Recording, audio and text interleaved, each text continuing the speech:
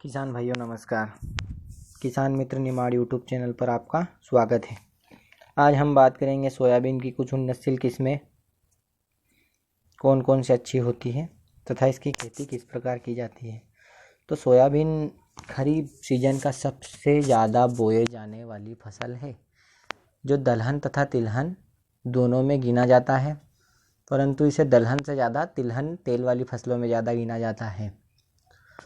Soybean को कौन सी भूमि का चुनाव करना चाहिए लगाने के लिए? तो अधिक हल्की व रेतीली व हल्की भूमि को छोड़कर सभी प्रकार की भूमि में इसकी सफलतापूर्वक बुआई की जा सकती है। सोयाबीन की बीज दर क्या होना चाहिए? तो सोयाबीन की बीज दर छोटे दाने वाले किस्म जो हैं वो उसमें आप 70 kg प्रति हेक्टेयर के हिसाब से बीज की बुआई करें। मध्यम दाने जो होते हैं मध्यम आकार के, उसमें आप 80 किलो प्रति हेक्टेयर के हिसाब से भी बुआई कर सकते हैं। और जो बड़े दाने होते हैं उसमें आप 100 किलो प्रति हेक्टेयर के हिसाब से बुआई कर सकते हैं। सोयाबीन बोने का समय, तो सोयाबीन बोने का समय की बात करते हैं तो जून का अंतिम सप्ताह और जुलाई के प्रथम सप्ताह को सबसे उपयुक्त माना जाता है। अंकुरण हेतु भूमि में 10 सेंटीमीटर गहराई तक नमी होना जरूरी होता है। तो किसान भाइयों, एक जो आदर्श पौधे 1 हेक्टेयर में कितने होना चाहिए पौधे संख्या, ताकि हमें उत्पादन अच्छा मिल सके? तो पौध संख्या 1 हेक्टेयर में 4 से 5 लाख पौधे की संख्या उपयुक्त माना जाता है। हाँ, अब किसान भाई हम आगे बात करते हैं सोयाबीन की कुछ उन्नतशील किस्मों के बारे में।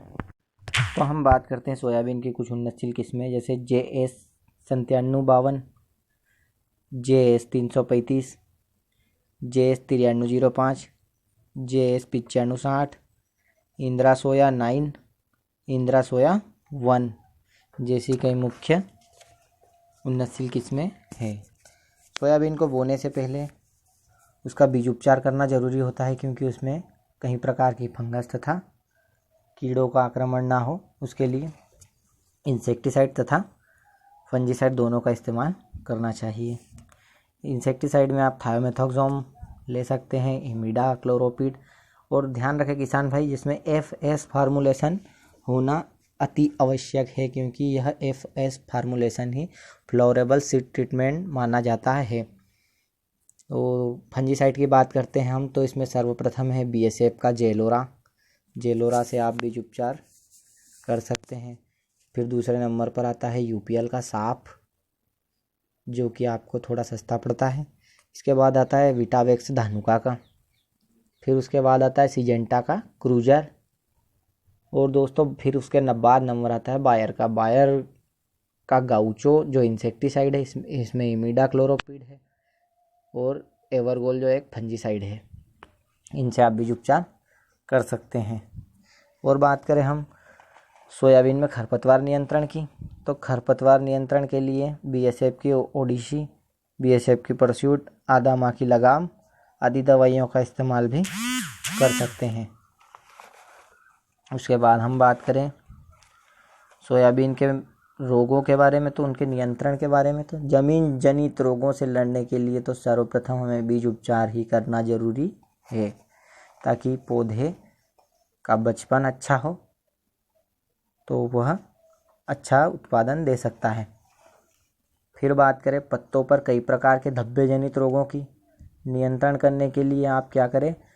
थायोफोनेट मिथाइल या प्रोपिनेब या जाइनेब जैसी दवाइयों का इस्तेमाल करें।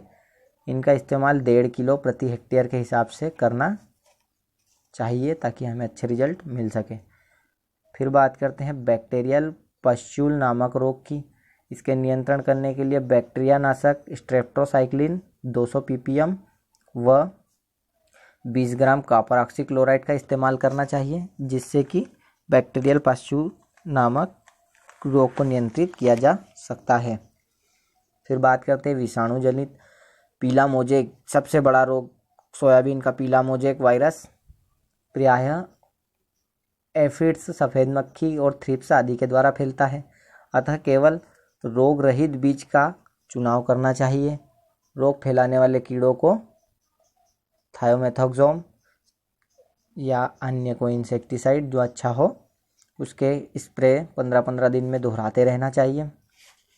और हमें ज़्यादा स्प्रे भी नहीं करना चाहिए क्योंकि हमारा खर्च में बैलेंस बिगड़ जाता है। इसलिए हमें खेत में फेरोमोन ट्रैप लगा देना चाहिए। कम से कम 1 एकड़ में 8 फेरोमोन ट्रैप लगाना चाहिए, जिससे कि जो उड़ने वाले जो इंसेक्ट होते हैं वह सब उन डिब्बों में आ जाते हैं। उसमें फेरोमोन हार्मोन होता है जो वो आकर्षित करता है तथा वह सब डिब्बे में आ जाते हैं।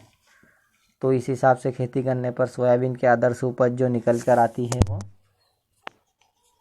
20 से 25 कुंटल प्रति हेक्टेयर के हिसाब से होनी चाहिए। धन्यवाद किसान मित्रों। किसान मित्र निमाड़ यूट्यूब चैनल पर आपका स्वागत है। आप मेरे यूट्यूब चैनल को लाइक करें, शेयर करें और सब्सक्राइब करें ताकि मैं और अच्छे वीडियो आपको भेजता रहूं। धन्यवाद।